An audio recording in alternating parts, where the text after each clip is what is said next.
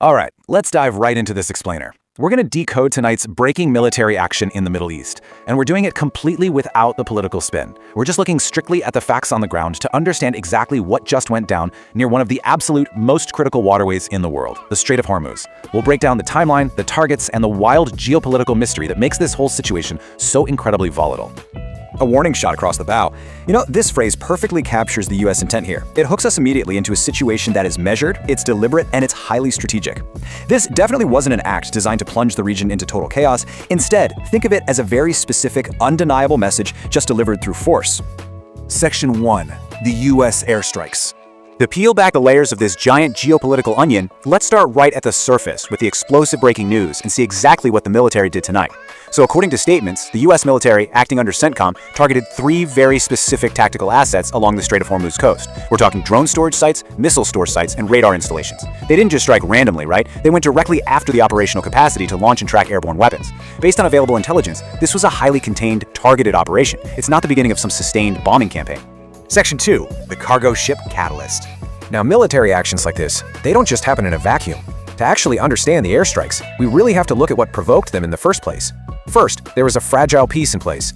Then, pretty much completely out of nowhere, a one-way attack drone strikes a commercial, Singapore-flagged cargo ship. I mean, this ship was trying to leave the Strait of Hormuz, peacefully passing the Omani coast, and well, that leads directly to the retaliation we were just talking about. The US action was a direct, calculated response to an entirely unprovoked attack on global commercial shipping. So you might be wondering about that fragile piece I just mentioned. Well, here is the exact framework that got violated. The MOU, or Memorandum of Understanding. Basically, this is a formal agreement or ceasefire, and it's one that the US president is deeply dedicated to upholding. They are really trying to see through the terms of this deal.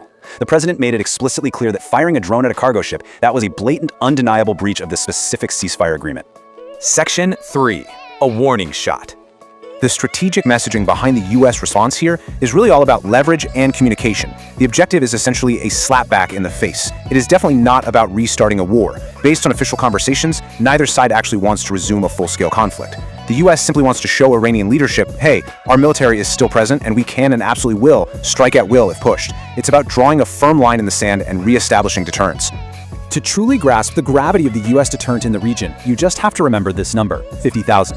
The US currently has 50,000 troops stationed in the area. That is a massive, highly capable footprint, and it's specifically designed to maintain stability and project power. And furthermore, they are backed by the massive firepower of 2 entire aircraft carrier groups. Think about that for a second.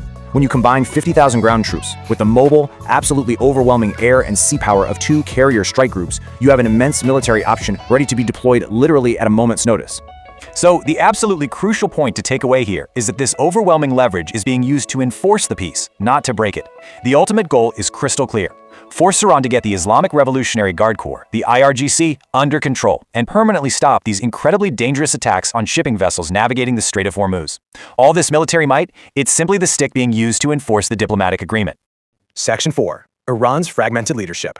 Now we've reached the core of the underlying complication. This is the big geopolitical mystery that makes this entire situation so incredibly volatile. What we have here is a clear internal breach within Iran itself.